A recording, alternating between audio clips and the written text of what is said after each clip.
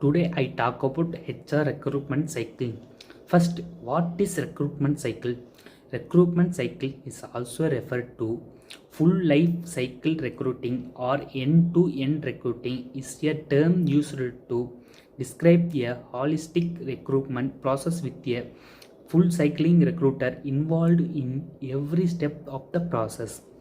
A full cycle recruitment process involves six main stages: preparing, sourcing, screening, selecting, hiring, and onboarding. A cycle recruiter is able to complete each stage of the recruitment cycle, from the vacancy intake and sourcing of candidates all the way throughout the extent of a job offer and the onboarding of a candidate. Depending on the size of the organization, the person who is in charge of the full life cycle recruiting may differ.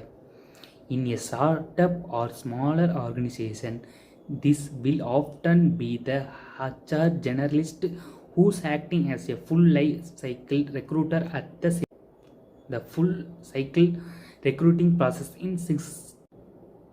First, preparing. In this stage, it's about gathering information from the hiring manager. As soon as the job requisition has been approved internally, the recruiter will be contacted. As soon as the job requisition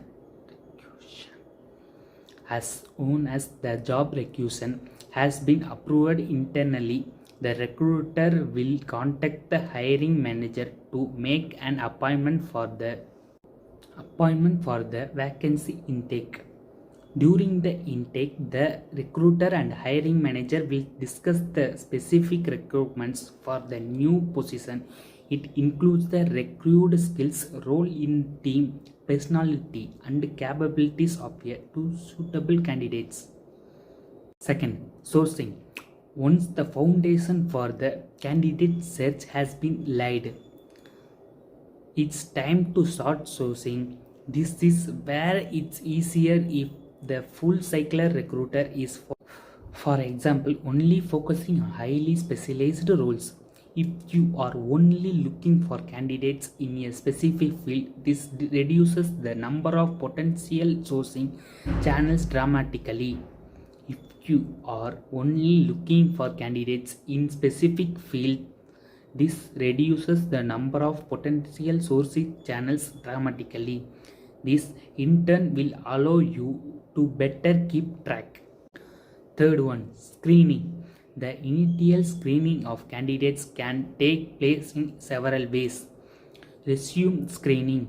This is the most common technique. It helps the recruiter assesses if candidates comply with some of the criteria in job description. Phone screening, chat box. After the resume screening, a phone screen often takes place. This helps to align expectation between the candidate and the employer. Pre-selection. It is a powerful screening method that helps to avoid potential mismatches.